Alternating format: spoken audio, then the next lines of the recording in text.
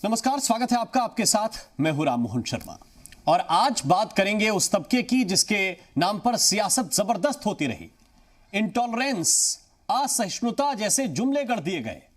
कुछ दलों ने तो जैसे एक हौवा खड़ा कर दिया कि अगर हम सरकार से चले गए तो यह तबका जी ही नहीं पाएगा। इस देश के अल्पसंख्यक और अल्पसंख्यकों में भी खास तौर से मुसलमानों को सियासी लोग अपना औजार बनाकर इस्तेमाल करते रहे, उनके वोट लेते रहे, अपनी सरकारें बनाते रहे।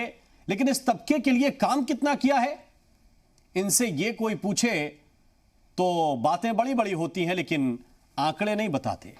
अब आंकड़े जारी हो गए हैं तो यह पता चला है कि योगी सरकार ने सिर्फ 4 साल में अल्पसंख्यकों के लिए अखिलेश सरकार से कहीं ज्यादा धनराशि दे दी। तो सवाल यह है कि क्या अब डराने की सियासत बंद होगी? क्या अब सिर्फ विकास की बात होगी, सबके साथ सबके विकास की बात होगी? चर्चा इसी बात पर करेंगे। पहले एक रिपोर्ट आपको दिखाते हैं।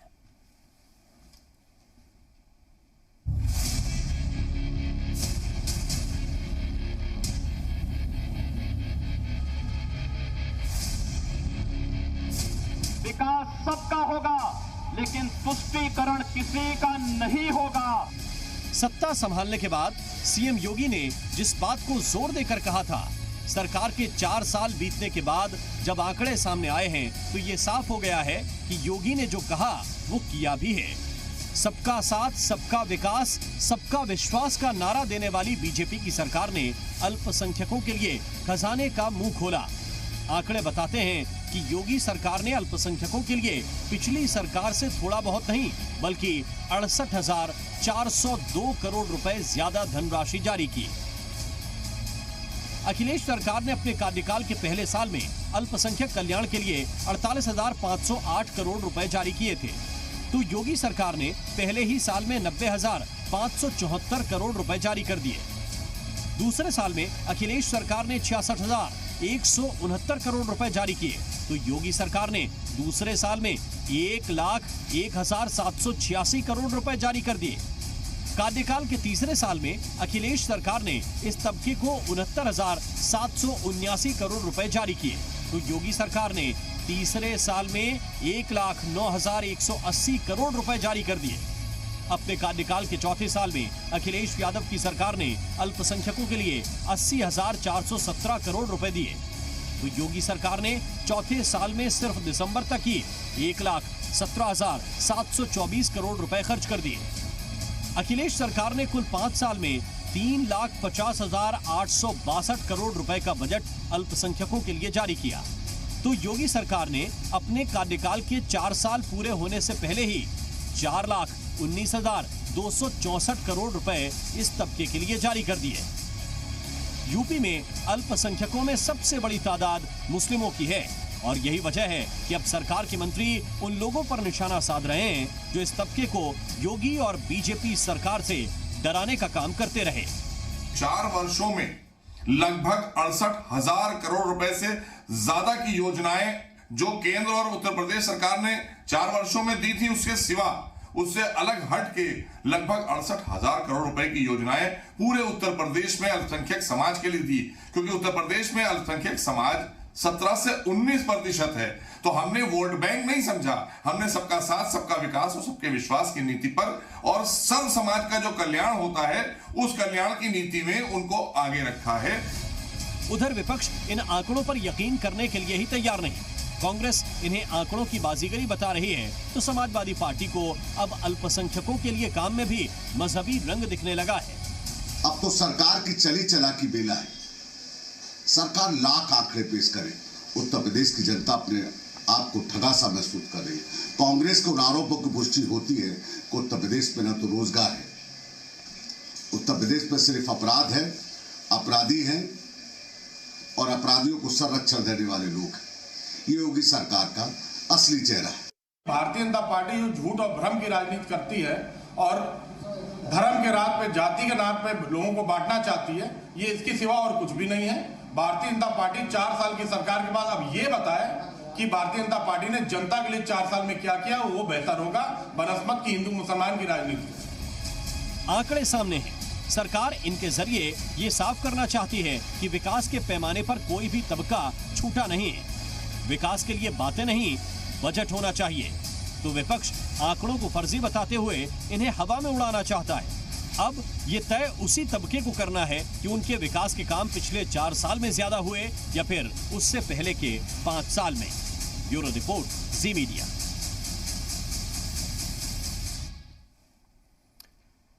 और आइए चर्चा की शुरुआत करते हैं। एक बहुत खास पैनल इस वक्त हमारे साथ जुड़ा हुआ है। मोहसिन रजा साहब इस वक्त हमारे साथ हैं। आप अल्पसंख्यक कल्याण विभाग के मंत्री हैं। बहुत बहुत स्वागत मोहसिन रजा साहब आपका। समाजवादी पार्टी की प्रवक्ता नाहिद लारी खान जी इस वक्त हमारे साथ जुड़े हुए हैं। नाहिद जी आपका भी बहुत बहुत स्वागत है। और प्रियंका गुप्ता जी कांग्रेस पार्टी की प्रवक्ता हैं, आप भी हमारे साथ हैं। बहुत बहुत स्वागत प्रियंका जी आपका भी। सबसे पहले मंत्री जी प्रश्न आपसे है। आप खुद बता रहे थे और सरकार की तरफ से जो आंकड़े आए हैं वो स्पष्ट रूप से बता रहे हैं कि तकरीबन 68,000 करोड़ रुपए से ज्यादा 68,400 करोड़ रुपए ज्यादा जारी किए गए सिर्फ आपकी सरकार के 4 साल के कार्यकाल में, समाजवादी पार्टी के पूरे 5 साल से मिला के। ये आंकड़े जारी करने के पीछे आप लोगों की मंशा क्या है? क्या आप बताना चाहते हैं कि आपने हर वर्ग का ध्यान रखा है या फिर ये बताना चाहते हैं कि अल्पसंख्यकों का विशेष ध्यान रखा है? नहीं, एक आईना भी दिखाना चाहते हैं उन लोगों को और अपनी नीति भी बताना चाहते हैं कि हमारी नीति बहुत स्पष्ट है, हमारी नीति और नियत साफ है। और आईना उनको दिखा रहे हैं जिन्होंने इनको वोट बैंक बनाकर रखा था, जिन्होंने दुर्दशा करके रखी थी अल्पसंख्यक समाज की उत्तर प्रदेश के अंदर, चाहे कांग्रेस हो, सपा हो, बसपा हो, सिर्फ वोट बैंक। ये खजूर खाने तो जाया करते थे उनके घर, गुठलियां छोड़ाते थे, गूदा खुद खा लेते थे। तो हमने इनको बताया है कि नहीं, हम उनको आच्छादित करेंगे, योजनाएं जो है, जो पात्र हैं उनको ज्यादा से ज्यादा उनकी योजनाओं का लाभ पहुंचाएंगे। और इसीलिए माननीय मुख्यमंत्री ने साफ तौर पर सदन में भी कहा था कि 17 से 19% आबादी मुस्लिम और अल्पसंख्यक समाज की है, जिसमें लगभग 35% शेयर गया अल्पसंख्यक कल्याण के विकास कार्यों का, क्योंकि वो उसमें पात्र बने। और हमने निष्पक्षता से, बगैर भेदभाव के, जाति और मजहब न देखते हुए, उत्तर प्रदेश के लोगों का कल्याण देखते हुए, अल्पसंख्यकों का कल्याण देखते हुए उन योजनाओं को जमीन पर उतारने का काम किया। और उसके फलस्वरूप जो हमारे पास में हर साल का बजट था उससे ऊपर जाकर लगभग टोटल अगर आप देखें तो 4,20,000 करोड़ रुपए हमने 4 वर्षों में अल्पसंख्यक कल्याण के उत्थान के लिए दे दिए। और उसमें 68,000 करोड़ रुपए ज्यादा धनराशि दी, इसलिए कि ताकि उनके बच्चे पढ़े लिखे, मुख्य धारा से जुड़े, एक हाथ में कुरान, एक हाथ में लैपटॉप, और इंजीनियर बने, डॉक्टर बने बच्चे। ये कहा आपने मदरसों में बैठा दिया था, उनको एनसीईआरटी की पढ़ाई आदरणीय योगी जी ने दी है, इससे पहले किसी ने नहीं सोचा। इन्हें तो सिर्फ मुसलमान चाहिए था, हमें इंसान चाहिए है, हमें सारे 23 करोड़ जनता की चिंता रहती है। हम वोट बैंक बनाकर नहीं देखते किसी को। हम अगर सरकार में आए हैं, आदरणीय योगी जी के नेतृत्व में चौमुखी विकास हुआ है और विकास के उस चक्र में सबको जोड़कर देखा गया है, किसी को अलग नहीं होने दिया है। इन 4 सालों में मंत्री जी आप लोग जनता के बीच भी जाते हैं। मेरा सवाल यह है कि आप बजट तो दे रहे हैं, उस बजट का इंप्लीमेंटेशन देखना भी आपके विभाग का काम है, चीजों को देखना भी। इसका रिस्पॉन्स कैसा है? क्योंकि एक डर, एक हवा बनाया गया और उस हवा के जरिए ये बताने की कोशिश की गई कि देखिए भैया, हम सरकार से जाएंगे तो बड़ी कठिनाई हो जाएगी आपको। अब केंद्र में भी सरकार चल रही है, आप लोग प्रदेश में भी चला रहे हैं, असर क्या है? देखिए राम, आप अगर देखें जो भी योजनाएं हमने, चाहे केंद्र सरकार की रही हो, माननीय प्रधानमंत्री आदरणीय मोदी जी की, और उत्तर प्रदेश की, कुछ हमारी योजनाएं 60-40 के रेशियो पर रहती हैं। और हमारी मंशा साफ है, क्योंकि सबसे ज्यादा पात्र भी अगर आप देखें तो प्रधानमंत्री आवास और मुख्यमंत्री आवास में मुस्लिम समाज के लोग, अल्पसंख्यक समाज के लोग बने, हमने उनको दिया है। ये नहीं किया भेदभाव किया होता। जो भी योजनाएं केंद्र से आई और उसमें वो पात्र बने, वो भी दिया। और उसके साथ साथ अल्पसंख्यक कल्याण के लिए तमाम हमने इंटर कॉलेजेस, डिग्री कॉलेजेस, यूनानी कॉलेज, मेडिकल कॉलेज, इस तरह की चीजें जो भी ला सकते थे हम उत्तर प्रदेश में लेकर आए हैं, ताकि ये चीज आना चाहिए कि जो माननीय प्रधानमंत्री का संकल्प है, एक हाथ में कुरान, एक हाथ में लैपटॉप, उसी को आगे बढ़ाया है आदरणीय योगी जी ने। हम इनको मुख्य धारा से जोड़ेंगे, क्योंकि हम इनको खाली एक जगह पर परचून की दुकान पर या पंचर की दुकान पर नहीं बैठा लेंगे, क्योंकि इनका वोट बैंक थे, इन्होंने बैठाना था कांग्रेस, सपा और बसपा ने। नाहिद लारी खान जी हमारे साथ हैं, प्रवक्ता हैं समाजवादी पार्टी की। नाहिद जी, क्या कहेंगे? आप लोग तो बता रहे हैं कि ये सब आंकड़े फर्जी हैं, क्यों यकीन नहीं होता आप लोगों को? श्री राम मोहन जी, मैं मोदी जी और योगी जी जैसे बहुत पढ़ी लिखी तो नहीं हूँ, कानून की जानकार हूँ, एमबीए पास हूँ, 85% अबव मार्क्स आए थे मेरे एमबीए में, थ्रू आउट कॉन्वेंट एजुकेटेड हूँ। मैं मोदी योगी जी जैसे पढ़ी लिखी नहीं हूँ कि एकमात्र महिला सीएम को के बहाने देश की आधी आबादी यानी सभी महिलाओं को गरियाने का काम करूं, तो उसके जो वो गरिया रहे उसके एवज में मैं भी पुरुषों को गरियाऊं।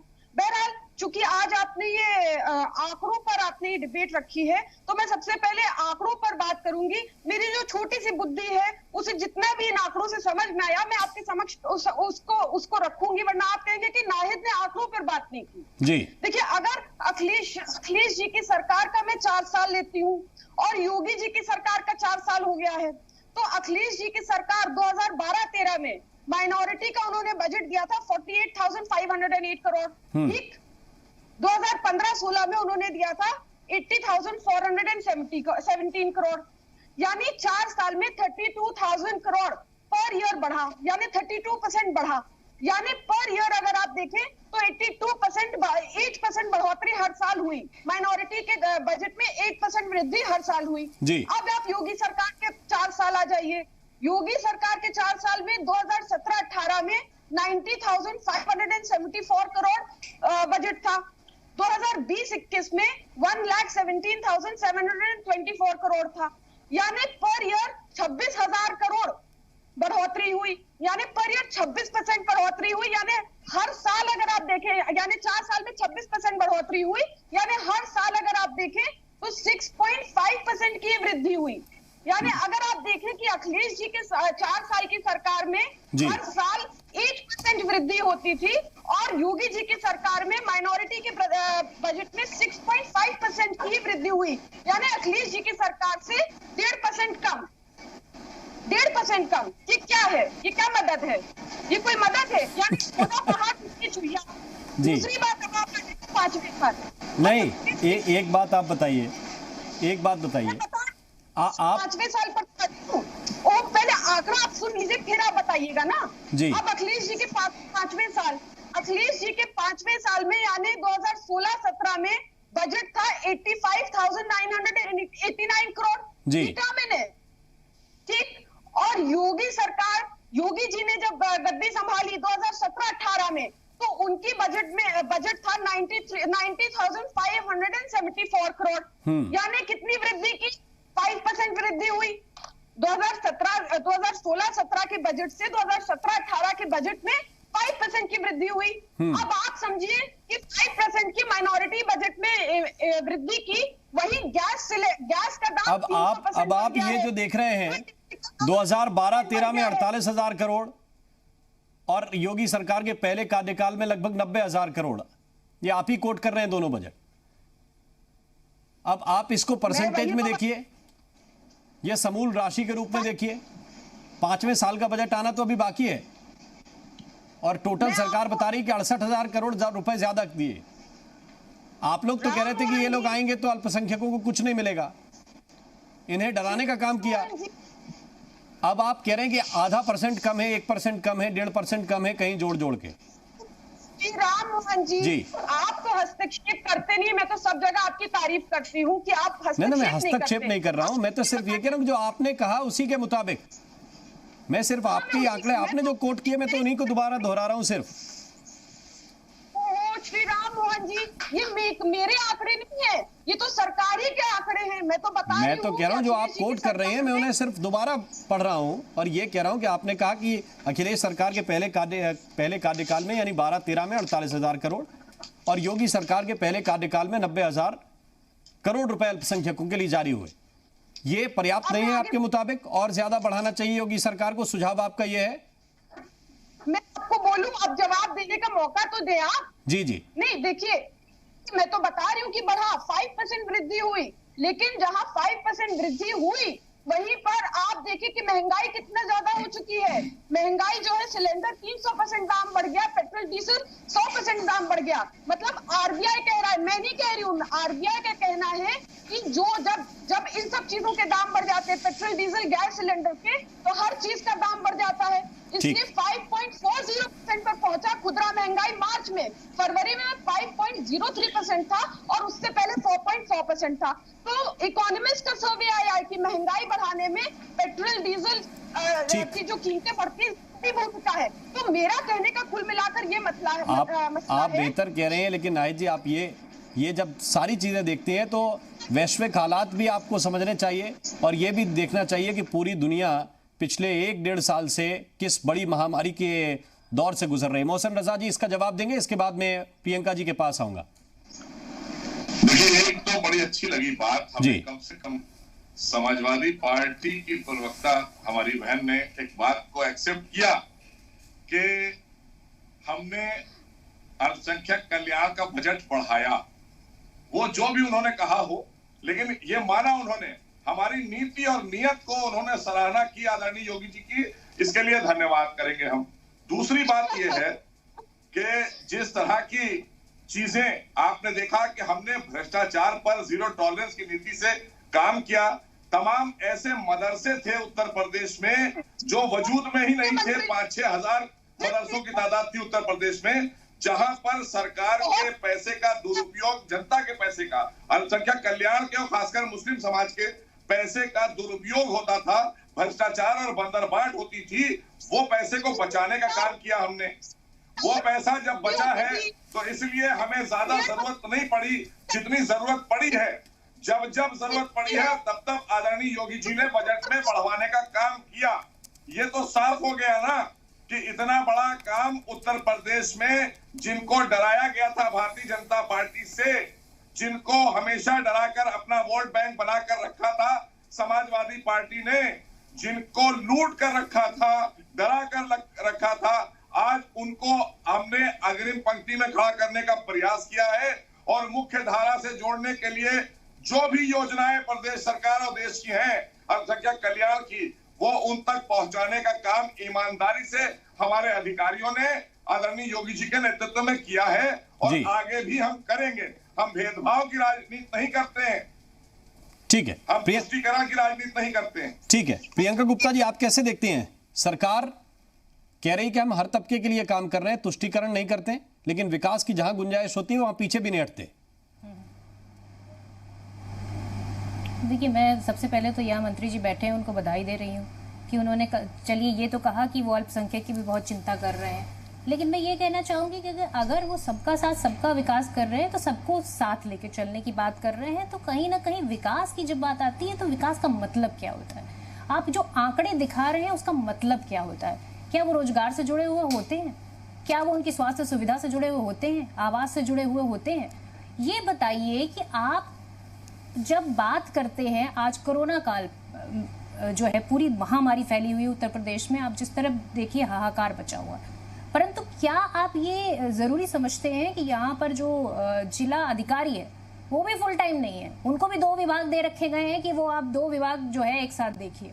तो ये हालत है उत्तर प्रदेश की। मुख्यमंत्री जी चुनाव प्रचार में व्यस्त हैं, और देखिए जहाँ चुनाव प्रचार है वहां पर कोरोना नहीं है, पर जहाँ उत्तर प्रदेश में कोरोना जहाँ पर है वहां पर कोई किसी को चिंता, कोई किसी को सुध नहीं है। आज देखिए कि जो टेस्टिंग है उसके लिए वेटिंग है। आप देखिए जो आप हॉस्पिटल में अगर आपको एडमिट होना उसके लिए वेटिंग है। इवन आप देखिए शमशान घाट तक पे वेटिंग लगी हुई है, पर सरकार कहाँ मस्त है? चुनाव में मस्त है। अब बात करिए अल्पसंख्यक की। अल्पसंख्यक की जब बात करते हैं तो सीए का विरोध क्यों होता है इतना आपका? आप क्यों उठा के लोगों को जेलों में बंद कर देते हैं, एनएसए का दुरुपयोग करते हैं? और हाई कोर्ट जब एनएसए लगाते हैं, आप एनएसए लगाते हैं, उसको लेकर जब 94 केसेस, 120 में 94 केसेस रद्द कर दिए जाते हैं, तब क्या आप पे सवालिया निशान नहीं उठता? जब आप बड़ी बड़ी बातें करते हैं, 2015 2014 की अगर बातें मैं उठा के बोल दूं तो कहना होगा कि ये देखिए कि आप धर्म परिवर्तन की बातें करते हैं। आप बातें करते हैं कि अगर जो है जो किसी का धर्म परिवर्तन होगा तो वो जो है 1 लड़की की जगह 100 लड़कियों का परिवर्तन कर देंगे। आप बातें करते हैं कि देश की सभी मस्जिदों में जो है गौरी गणेश को स्थापित कर दिया जाएगा। आप बड़ी बड़ी बातें करते हैं, लेकिन आप धरातल पर क्यों नहीं आप सबको समान रूप से ट्रीट करते हैं? क्योंकि आपकी राजनीति तुष्टीकरण की है। जब आप तुष्टीकरण की राजनीति करते हैं तब उसमें जो है आपको ये दिखाने की जरूरत क्यों पड़ जाती है कि आपने इनके लिए ज्यादा किया, उनके लिए ज्यादा किया? ये जरूरत अब क्यों आन पड़ी है आज सरकार को ये बताने के लिए कि हमने इस विशेष समुदाय के लिए ज्यादा किया? जब सिखों की बात आती है तो आप उनको क्या बोलते हैं? जब बॉर्डर पे सिख बैठे होते हैं, जो किसान बैठे होते हैं, आप उनको क्या बोलते हैं? पाकिस्तानी। उनको क्या बोलते हैं आप? उनको आप बोलते हैं कि ये जो है विरोधी हैं, देश विरोधी हैं। तो आप जी मोहसिन रजा जी बोलिए। ये तो समझ लीजिए कि आप किसके पक्ष में खड़े हैं आज। ठीक है मोहसिन रजा जी। मैं क्या कहूं, इनको ये लुप्त होती हुई एक प्रजाति हो गई है कांग्रेस। और जिस तरह से देश में और प्रदेश में और उत्तर प्रदेश में तो खैर है ही नहीं, देश में कई थोड़ी जगह बचे हुए हैं, उनको भी वहां से जनता ने उखाड़कर फेंकने का काम शुरू कर दिया है। क्योंकि इन्होंने ही सबसे ज्यादा देश को नुकसान पहुंचाया और सबसे ज्यादा दोहन अगर किसी का किया देश में तो इन्होंने अल्पसंख्यक और मुस्लिम समाज का दोहन कांग्रेस ने किया। मदरसों में ठूसा, हमारे बच्चों को धार्मिक और मुसलमान बनाया, उन्हें कभी आईएएस, आईपीएस, डॉक्टर, इंजीनियर बनाने का कांग्रेस ने एक जरा सा प्रयास नहीं किया। यही आदरणीय मोदी जी ने आज साफ तौर पर कहा कि एक हाथ में कुरान, एक हाथ में लैपटॉप, हम मुख्य धारा से जोड़ेंगे। हमारे जो मुस्लिम समाज के बच्चे हैं वो भी डॉक्टर, इंजीनियर बने, वो भी अच्छे से समाज में आकर अपना काम करें, देश के लिए काम करें, प्रदेश के लिए काम करें। हमने उनको प्लेटफॉर्म देने का काम किया है। उत्तर प्रदेश में आदरणीय योगी जी ने एनसीईआरटी की पढ़ाई लागू की है। इनकी मंशा साफ नहीं थी, इन्होंने सिर्फ दोहन करने का काम किया, उनको बर्बाद करने का काम किया, उनको कट्टरपंथ की तरफ भेजने का काम किया, उनको आतंकवादियों की तरफ भेजने का काम किया। इन्होंने इसलिए किया था क्योंकि ये शिक्षा से दूर रख रहे थे, मजदूर बनाकर रख रहे थे, अपना बंधुआ मजदूर बनाया हुआ था। तो हम ये बताना चाहते हैं कि हमारी सरकार सबका साथ, सबका विकास और सबकी विश्वास से डरा हुआ है आज। ठीक है, हमारे साथ इस चर्चा में अमित पुरी जी जुड़ गए हैं। अमित पुरी जी भारतीय जनता पार्टी के प्रवक्ता हैं। पुरी साहब बहुत बहुत स्वागत है आपका। और नाहिद लारी खान हमारे साथ लगातार बने हुए हैं। हमारे साथ हाजी हसन अहमद साहब भी कुछ देर के बाद जुड़ेंगे, उनके पास भी चलेंगे। हसन अहमद साहब भी जुड़ गए हैं, स्वागत है आपका भी। पहले अमित पुरी साहब, ये प्रश्न विपक्ष के लोग पूछ रहे हैं कि बहुत सी चीज़ें ऐसी हैं, चाहे वो नेताओं की इस तरह की बयानबाजी हो, चाहे लव जिहाद का मामला हो, आप लोग बोलते कुछ और हैं, करते कुछ और हैं और दिखाना कुछ और चाहते हैं। राममोहन जी, अब मैं विषय को रखूं? जी जी। सच की एक बहुत बुरी आदत होती है, वो दबता नहीं है, छुपता नहीं है। Truth has a bad habit of coming out of the cupboard. और मैं आपको बधाई इसलिए देना चाहता हूं कि आपने जेरे बहस एक बड़ा शानदार विषय रखा। सामान्य तौर पे मैं कभी मीडिया की विजडम को ना चैलेंज करता हूं ना आज कर रहा हूं। वो दौर था जिसमें समग्र के नाम पर समाजवादी पार्टी की सरकार, जिसका समर्थन कांग्रेस करती थी और कांग्रेस की यूपीए 1 यूपीए 2 का समर्थन समाजवादी पार्टी करती थी, समग्र के नाम पर शमशान कब्रिस्तान का तमाशा किसने खड़ा किया? समग्र के नाम पर अल्पसंख्यक बस्तियों के इलेक्ट्रिसिटी, वाटरफिकेशन, वाटर के काम का और सड़कों के काम का योजना लेकर के आए। नाम था समग्र, और सेक्शनल और सेक्टेरियन अप्रोच के साथ साथ पार्टीजन अप्रोच भी अपनाई। अल्पसंख्यक बच्चियों को 30,000 मिलेगा, बाकी को नहीं मिलेगा। इसके बरस उलट आइए, आपने अल्पसंख्यकों की बहबूदी के लिए, उनके मसाइल के लिए कमीशन बैठाए। बहुत अच्छी बात है, बदाली की तस्वीर सामने आई। इतना कमीशन बैठाया होता तो ठीक था, लेकिन वो सलमान खुर्शीद साहब वाला कमीशन याद है ट्राईसाइकिल का? वो भी अल्पसंख्यकों के साथ हुआ था, ये भी देश ने देखा। और इसके ठीक उलट और बरस क्या था? हमने देव दीपावली अयोध्या में मनाई, काशी का विकास भी किया और मथुरा के अंदर वृंदावन में होली भी खेली, लेकिन अल्पसंख्यक बस्तियों के विकास के काम को भी जारी रखा। कुरान और कंप्यूटर को साथ साथ चलाया। दीनी तालीम और दुनियावी तालीम के अंदर कोई तफरका नहीं किया और उसका एहतराम किया। एनसीईआरटी के सिलेबस को लागू करने का काम किया। पीएम 15 पॉइंट प्रोग्राम को जारी रखा। अंत्योदय की तमाम तर योजनाएं और उसके साथ साथ अब ये जो प्रधानमंत्री की चिकित्सा व्यवस्था की आरोग्य वाली योजना है, इसके साथ और तमाम तर योजनाएं जो आवास की हैं, सौभाग्य है, उज्ज्वला है, इन सब से आच्छादित जो व्यू निकल के आ रहा है। मैं नाहिद लारी को सुन रहा था, अभी आ गया था, पहले बैठा था। उनकी आपत्ति थी कि कहीं 25% बढ़ा, कहीं 26% बढ़ा।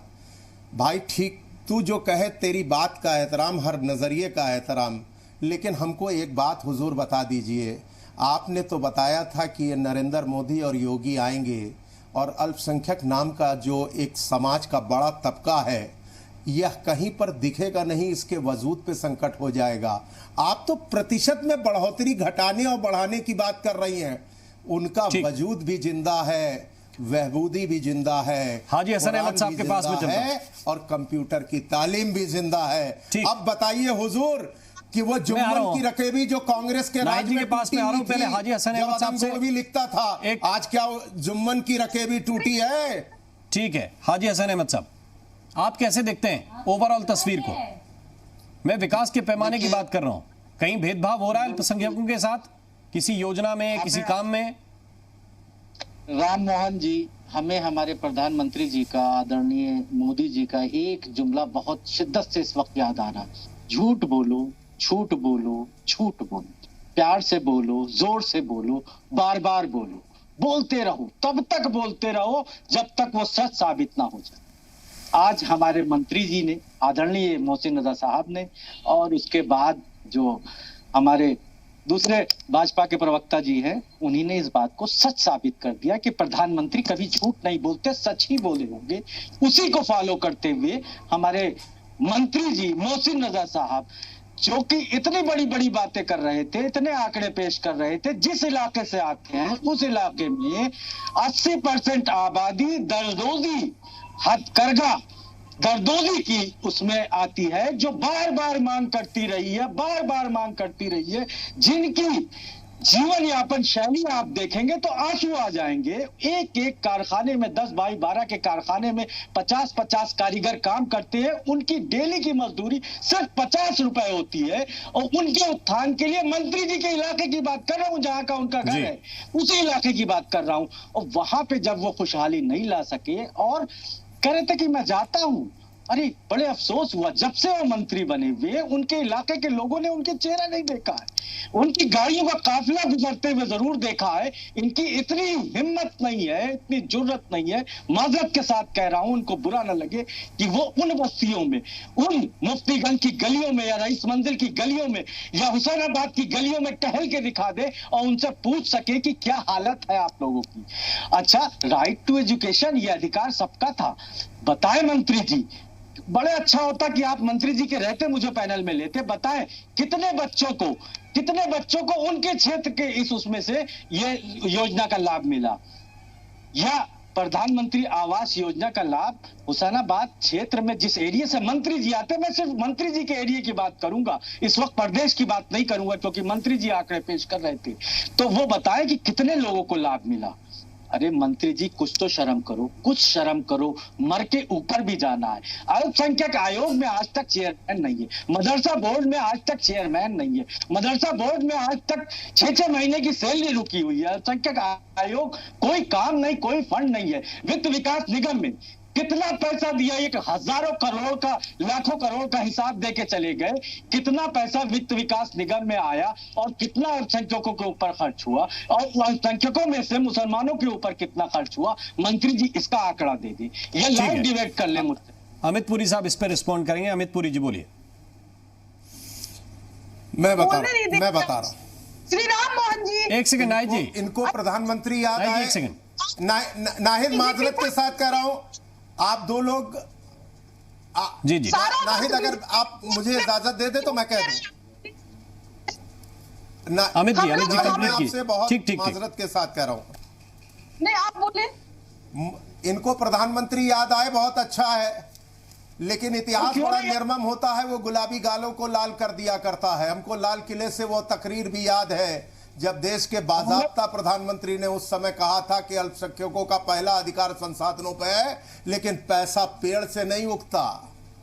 कौन सी तरक्की हो गई? कमीशन की रिपोर्ट आई, आप ही ने बताया कि उस कमीशन की रिपोर्ट में अल्पसंख्यकों को 70 साल के कांग्रेस के राज में दिक्कतें आई। और हमको वो दौर भी याद है कि जब अटल बिहारी वाजपेयी जब फॉरेन मिनिस्टर थे तो वीजा को खाड़ी देशों के लिए खोल करके एक आम हिंदुस्तानी मुसलमान की तरक्की के दरवाजे उस खड़े खोलने और खड़े करने का काम किया। एक भरोसा था अटल बिहारी वाजपेयी की क़यादत पर, उनकी सियासत पर और उनकी शख्सियत पर, और इसीलिए अटल बिहारी वाजपेयी हिमायत पूरे हिंदुस्तान के अंदर अजमेर शरीफ की दरगाह से लेकर के और मैं कह सकता हूं कश्मीर के अंदर जरार शरीफ की दरगाह तक तमाम मुतवल्ली और मौलवियों ने खड़े होकर के अटल बिहारी वाजपेयी की क़यादत के अंदर हिंदुस्तान को आगे ले जाने का काम किया।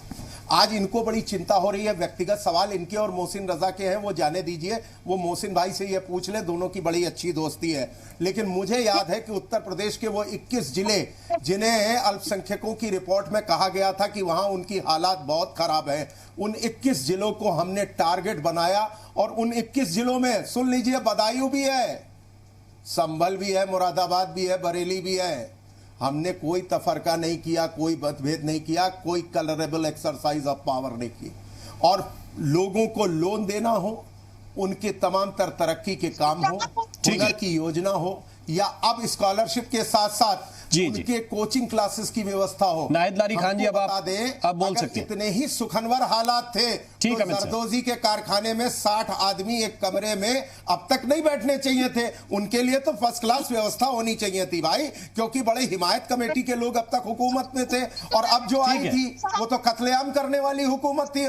ठीक है, अमित पुरी जी का पॉइंट ये है में अकलियत का कि ये परिस्थितियां बीजेपी की क्रिएट की हुई नहीं है, हम धीरे धीरे इनसे निकाल रहे हैं। नाहिद लारी खान जी, श्री राम जी मंत्री जी तो इसी बात से खुश हो गए कि मैंने कहा कि बजट में बढ़ोतरी हुई है, वृद्धि हुई है, 5% वृद्धि हुई है, जबकि माननीय अखिलेश यादव जी की सरकार में प्रतिवर्ष 8% वृद्धि होती थी और योगी जी की सरकार में 1.5% कम 6.5% वृद्धि हुई। बहरहाल वो इसी से खुश हो गए। ये तो एक सामान्य प्रक्रिया है कि हर विभाग में हर बजट में वृद्धि होती है, कभी कोई विभाग ऐसा है कि जिसमें वृद्धि नहीं होती है।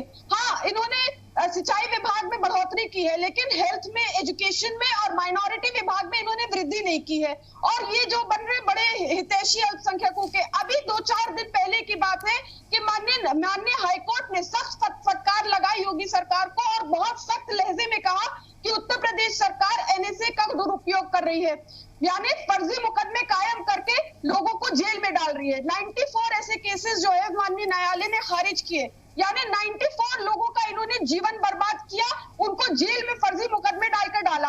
अब ये इनके जो सालों साल जो लोग जेल में थे उनका जीवन बर्बाद हुआ, साथ में उनके परिवार वालों का जीवन बर्बाद हुआ। इसका खामियाजा कौन भरेगा? मैं आपके चैनल के माध्यम से मांग करती हूँ कि सरकार को उनको 1 करोड़ रुपए देने चाहिए और माफी मांगनी चाहिए योगी सरकार को। और मैं माननीय न्यायालय से भी आपके माध्यम से मांग करती हूँ कि जिस तरह इन्होंने 94 बेगुनाहों को जेल में ठूसा, उनकी जीवन बर्बाद किया, उसी प्रकार योगी जी सहित सरकार के 94 लोगों पर मुकदमा कायम करे, लोगों को सताने का, लोगों पर फर्जी मुकदमे कायम करने का मुकदमा कायम करे और जेल में डाले। मतलब 94 के बदले 94 होने चाहिए, तब जाकर कोई भी सरकार हो, चाहे ये सरकार हो, चाहे हमारी सरकार हो, या कोई भी सरकार हो, उसको सबक मिलेगा कि किसी भी कानून का दुरुपयोग कर लोगों को सताना नहीं चाहिए। और ये यहाँ बैठकर एजुकेशन की बात कर रहे हैं, माइनॉरिटी एजुकेशन की बात कर रहे हैं। आप देखिए कि जौहर यूनिवर्सिटी माइनॉरिटी एजुकेशन है, ये इंस्टीट्यूशन जो है माननीय आजम खान साहब ने यूनिवर्सिटी अरबों रुपए भीख मांग कर सरकारों से और जनता से इस शानदार यूनिवर्सिटी को बनाया। और रामपुर के कुछ मुस्लिम तो कहते हैं उनकी जमीन कब्जा ली, वो अल्पसंख्यक नहीं है। रामपुर की बेवाओं की जमीनों पर कब्जा करके बनाया, अकलियत के ख्वाबों को मिटा करके बनाया। बेवाओं की जमीन हड़पी गई, अवकाफ की जमीन हड़पी गई। अवकाफ जो खुदा के लिए वक्त किया गया था, उस अवकाफ की जमीन को कब्जा किया। इतना तो कि जो अवकाफ की जमीन थी जो खुदा के लिए वक्त की गई थी, उस पर भी आप कंप्लीट कीजिए। लेकिन ऐसे मामले जो कोर्ट में विचाराधीन है, कंपनसेशन केवल मुस्लिम्स को मिलेगा, उनमें आप सीधे आरोप क्यों लगा रहे हैं? बाकी छोड़ दीजिए, बाकी बोलते रहिए। आपको बता रही हूँ, मुझे वक्त तो दे, उनका ऑडियो लो करिए जैसे आप हमारा ऑडियो लो करते। ठीक, बोलिए आप। देखिए, ये एजुकेशनल इंस्टीट्यूशन है, यहाँ पे पिछली सरकारों ने कैबिनेट में इसको पास करके इसमें मदद की इस यूनिवर्सिटी को कायम करने में। और यहाँ पर माइनॉरिटीज के साथ साथ बहुत बड़ी संख्या में, बल्कि मैं कहूंगी ज्यादा हिंदू बच्चे पढ़ते हैं उस यूनिवर्सिटी, उस तो विश्वविद्यालय बनवाती ना सरकार। उन्होंने जवाहर विश्वविद्यालय को या तो सरकारी सेंट्रल यूनिवर्सिटी बनवा दें आप लोग मिलके। श्री राम मोहन जी, ये जवाहर यूनिवर्सिटी को हर संभव नुकसान पहुंचाने का काम योगी सरकार ने किया। ये यहाँ जब वहां के लोग कह रहे हैं कि हमारी जमीन कब्जा ली, मुकदमे लोगों ने दर्ज कराए, सरकार की जमीन दबा ली, तो कोई बोले भी ना। मैं बता दूं आपको, जो बेनामी, जो फर्जी बेनामी के फर्जी मुकदमे आने को, इन्होंने तो अंडा, बकरा, मुर्गी, किताब चोरी तक के तमाम फर्जी मुकदमे आजम साहब पर कायम करा दिए हैं। और ये जो आप बात कर रहे फर्जी बेनामी के मुकदमे कायम कराए हैं, 20 साल पहले जो जमीन उन्होंने बेनामा करके यूनिवर्सिटी के लिए ले ली थी, उस पर उन लोगों से फर्जी मुकदमे कायम कराए सरकार ने। इस रामपुर में, इस प्रदेश में सबसे ईमानदार मुस्लिम आजम खान है। जो मुस्लिम उनके खिलाफ मुकदमे दर्ज करा रहे हैं वो सब फर्जी हैं। ये आपकी दलील है। और ये सरकार के द्वारा क्रिएट किए गए मुस्लिम हैं, वो पहले से मुस्लिम नहीं थे। अरे भैया, वो मुस्लिम है, उन्होंने मुकदमे दर्ज कराए, वो भी उतने अल्पसंख्यक हैं जितने आजम खान है। अब बाकी कोर्ट तय कर लेगा। प्रियंका गुप्ता जी। श्री राम मोहन जी, बात ये नहीं है, बात ये है श्री राम मोहन जी, कौन सी सियासत है भाई? घोषिया कर और प्रलोभन देकर उनसे फर्जी मुकदमे कायम कराए। आप फर्जी मुकदमे कायम करिए। अब ये सरकार प्रलोभन देकर सब कुछ करा सकती है। आपने प्रलोभन देकर किसी अधिकारी से काम नहीं कराए, आपने प्रलोभन देकर कोई जमीन नहीं दबाई, तो ये कोर्ट को तय करने दीजिए। प्रियंका गुप्ता जी की बारी, उन्हें बोलने दीजिए। प्रियंका गुप्ता जी, इस राजनीति में आप अपने कांग्रेस के लिए स्थान कहां देखती हैं? कलेक्टर के रुमाल से ना। ठीक है अमित पुरी साहब, एक सेकंड। प्रियंका गुप्ता जी की बारी है, समय सीमित है। प्रियंका जी बोलिए। देखिए, आंखों के अंधे और नाम नयन सुख, ये वही सरकार है जो बोलती है कि जहां 10% ज्यादा होते हैं अल्पसंख्यक, वहां होते हैं जो है दंगे फसाद होते हैं। ये वही सरकार है जो तरह तरह से जो है अपनी जातिगत जो राजनीति है, जो तुष्टिकरण की राजनीति है, वो करती है, और वही उसी का वोट आधार है। इनके पास विकास नाम की कोई चीज नहीं है। आज आप देखिए उत्तर प्रदेश का माहौल, देखिए कैसा डर और दहशत का माहौल बना हुआ है। अस्पतालों में जगह नहीं है। क्या कर रही है ये सरकार? हाथ पर हाथ धर के बैठी हुई है। किसी एक परिवार से पूछ लीजिए जाके, जिसके बच्चे जो है हॉस्पिटल में एडमिट नहीं हो पा रहे हैं, जिसके घर के लोग हॉस्पिटल में एडमिट नहीं हो पा रहे हैं। क्या कर रही है सरकार उनके लिए? हाथ पे हाथ धर के बैठी हुई है। महाराष्ट्र की सरकार आप लोग भी चला रहे हैं, छत्तीसगढ़ की सरकार आप लोग भी चला रहे हैं। बिल्कुल करेंगे। वहाँ क्या फर्क कर दिया? अरे उत्तर प्रदेश के मुख्यमंत्री जी हैं कहाँ, जरा ये बता देना। चुनाव प्रचार में क्यों व्यस्त हैं वो? आज क्यों पूछिए ना भूपेश बघेल जी से, जो पूरे टाइम असम में रहे, उन्होंने वोट देकर सत्ता पर बिठाया हुआ है। जब नक्सली हमला हो गया तब भी लौट के नहीं आए। आप ये बताइए, अपने मुख्यमंत्री आपको अच्छे लगते हैं? आप बताइए उत्तर प्रदेश के मुख्यमंत्री कौन है और कहाँ है वो इस समय, जरा बता दीजिए। आपको इतना और कोरोना के आज 4000 केसेस है, 4000 से ज्यादा केसेस निकले। मेरा सिर्फ इतना कहना है कि वही पैमाना आपकी छत्तीसगढ़ की सरकार पर क्यों लागू नहीं होता? बताइए, पूछ के बताइए। यहाँ पर अमित पुरी जी बैठे हैं, पूछ के बता दें कहाँ बैठे हैं हमारे मुख्यमंत्री जी। वही तो मैं आपसे पूछ रहा हूं। और क्या कर रहे हैं कोरोना को लेकर? मुख्यमंत्री ने आज भी समीक्षा बैठक ली है। अरे सर, समीक्षा बैठक ली है मुख्यमंत्री ने। आज उनको जनता को समझाने की जरूरत है सर। आज उनको यहाँ निकल कर बताने की जरूरत है कि आप परेशान न होइए, मैं कर रहा हूँ। सारे जिलों के लिए आज समीक्षा बैठक मुख्यमंत्री ने ली। आप ये लेकिन हम करें क्या हुजूर? कि टेस्ट आपकी नजरों में अगर हम नहीं दिखते तो ये तेरी नजरों का कसूर है, मेरी नजरें नहीं है सर, ये आम आदमी है। इसका आर्थिक रूप से इस इल्जाम का जवाब सूबा उत्तर प्रदेश को देने दीजिए। परेशान हो चुका है। इस सवाल का जवाब सूबा उत्तर प्रदेश के आवाम को देने परेशान है। अब इसी पे तो चर्चा हो रही है कि उस तक अर्थ और बजट पहुंचाया जा रहा है कि नहीं पहुंचाया जा रहा है। परेशान है, उसके लिए क्या किया आपने? वही मैं पूछ रहा था कि कुछ भेदभाव आपको दिखता है बजट जाने में, योजना लागू होने में? कोई बता रहा है 8%। अमित पुरी साहब। जी हाजी हसन अहमद साहब रह गए, थोड़ा सा समय बाकी है। जी राममोहन जी। हाजी हसन अहमद साहब से मैं प्रश्न कर लेता हूं। आप जमीन पे स्थिति देखते हैं किसी? मैंने पूछा था हाजी हसन अहमद साहब, आप कह रहे हैं कि मोहसिन रजा ने काम नहीं कराया, उनके लोगों के सामने वो खड़े नहीं हो सकते। मेरा सवाल बहुत सीधा है, क्या किसी योजना में आपको भेदभाव दिखता है? क्योंकि बीजेपी यही कह रही है, सरकार यही कह रही है कि वो तुष्टीकरण नहीं करते, जो योजना है वो सीधी सीधी लागू करते हैं, उसमें जितना बजट जिसके हाथ का हो वो उस तक पहुंचेगा। भाई अफसोस यही है कि मुसलमानों के हक का जो बजट रखा जाता है वो मंजर आम पे आता ही नहीं है। वो भ्रष्ट अधिकारी, भ्रष्ट मंत्री और भ्रष्ट विधायक। तहसीलगंज और मुफ्तीगंज के अंदर सीवर लाइन नहीं गई क्या? यासीनगंज के अंदर वाटर लाइन नहीं गई? मैं भी इसी शहर का बाशिंदा हूँ, बताइए ना। तहसीलगंज को छोड़ दिया गया, मुफ्तीगंज को छोड़ दिया गया क्या? राशन की दुकानों पे जो मुस्लिम बहुल क्षेत्र के कोटेदार है उनके यहाँ सही मात्रा में राशन तो पहुंचता नहीं है, योजना क्या पहुंचाएंगे आप? अरे मैंने सवाल किया कि तहसीनगंज, मुफ्तीगंज और यासीनगंज में सीवर लाइन गई कि नहीं गई, पानी की लाइन गई कि नहीं गई, इंटरलॉकिंग टाइल्स गए कि नहीं गए? नहीं गई, कोई पानी की लाइन यहाँ पे बताइए ना हुजूर, मैं पूछ रहा हूँ, बिजली के ट्रांसफार्मर क्या उस इलाके से अलग कर दिए गए? पिछली सरकार में पड़ी थी, वो अभी तक छोड़। मुझे बताइए ना, 132 केवी का नींबू पार्क का सब स्टेशन क्या इस इलाकों को फीडिंग नहीं देता क्या? कभी लाइन हमको बताइए ना। और 132 केवी नींबू पार्क किसके राज में बना था? चलिए सर, समय इतना ही है। हाजी हसन अहमद साहब कह रहे हैं कि चीजों में भेदभाव हो रहा है। अरे मैं नींबू पार्क, बहुत बहुत शुक्रिया, बहुत बहुत धन्यवाद अमित पुरी साहब। और बीजेपी के लोग ये कह रहे हैं कि हर जगह चीजें पहुंच रहे हैं और बिना किसी भेदभाव के पहुंच रहे हैं। जो योजनाएं बनाई जाती हैं वो सबके लिए बनाई जाती हैं, उसमें किसी तरह का कोई भेदभाव नहीं होता और बजट भी लगातार बढ़ाया जा रहा है। तो फिर सवाल यही है कि ये डर की सियासत क्या अब खत्म होगी? क्या सबको एक साथ मानकर, एक जैसा मानकर नेता वोट मांगने के लिए निकलेंगे, या फिर वो वर्गीकरण आगे भी चलता रहेगा? नमस्कार। जिनके नाम पर हुई सिर्फ सियासत, सीएम योगी ने की उनकी मदद। न छलावा न दिखावा, न मत के नाम पर न मजहब के नाम पर किसी प्रकार का कोई भेदभाव नहीं। मुसलमानों की मददगार योगी सरकार। विकास सबका होगा लेकिन तुष्टीकरण किसी का नहीं होगा।